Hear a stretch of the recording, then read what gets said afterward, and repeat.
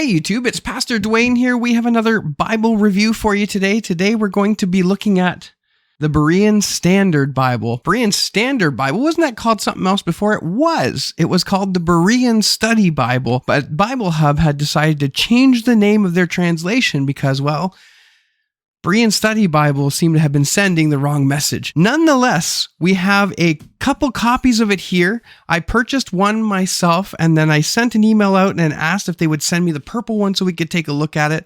And they said, yeah, sure. And one promptly came in the mail. So we're finally getting a chance to take a look at these today. So let's see what's going on here. Okay, so I have here the tan Leathersoft edition. This is the one that I purchased, and then I sent an email out and requested the purple one just because it was unique, and I haven't seen a purple Bible, at least for a little while. So we're going to take a quick look at these and see what is inside. So they came in a shrink-wrapped plastic cover, and that has since been torn off and discarded, so we don't have any box to get rid of here or to hang around, which is, depending on how you look at it, it could be quite nice.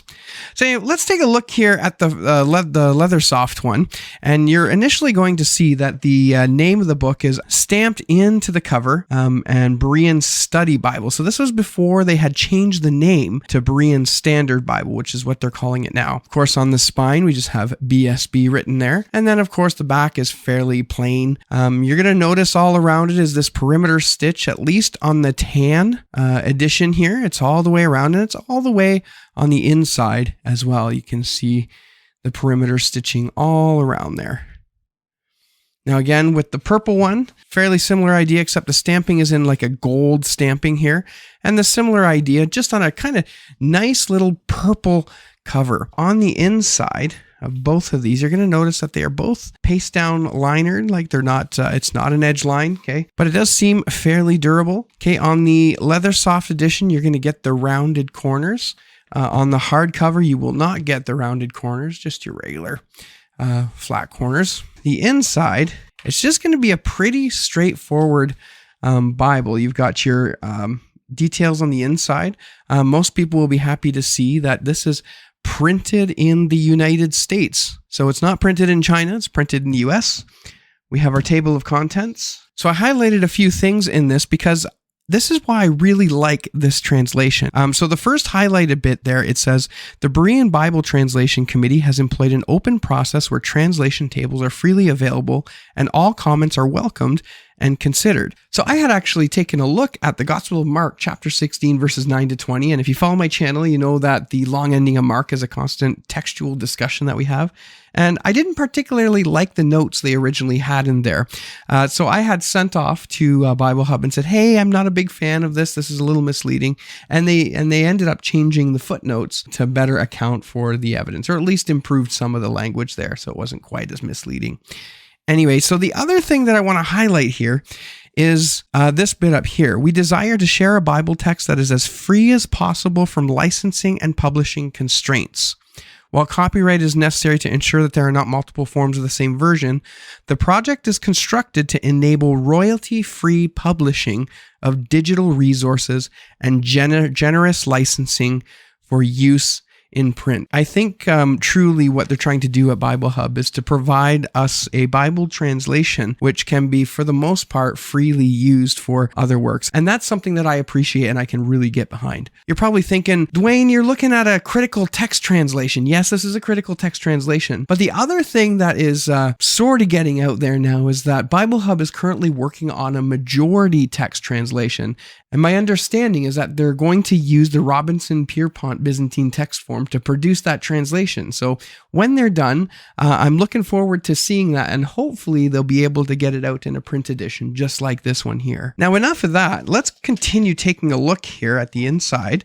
We're going to have our details at the front. It tells you a little bit about their tiered translations, and they've got a whole big project here. There's a literal translation, there's an interlinear, and they're going to do a couple more things with this, which is kind of setting up its own little ecosystem. It's rather interesting, if you ask me.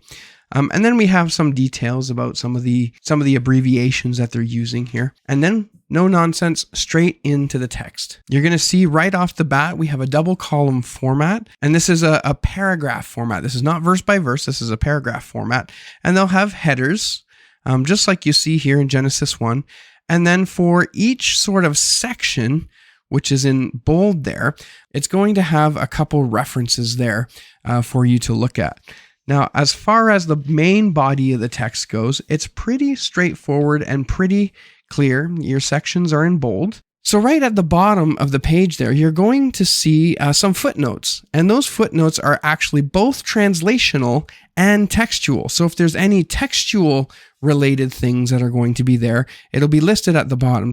Again, if you take a look at the bottom in this example, in Luke chapter 6, verse 48, we have a footnote there referencing the Byzantine text, which is the RP text, or Robinson Pierpont, and the Textus Receptus, which have a slightly different reading here. Now, the footnotes aren't quite as exhaustive as you're going to see in the New King James Version, but it does highlight a number of the more important textual variants here. Okay, we go right from Revelation 22, and then, of course, right into the last page, which gives us some tables, weights, and measures. And then that's it. Right to the end, there's a little cardstock at the end, and then the end of the book itself. So it's a pretty well-constructed volume. I don't think I touched on this, but it is Smith's sewn. You can see the yellow headband there. Let me get that up as close as I can here. You can see each of the individual signatures there.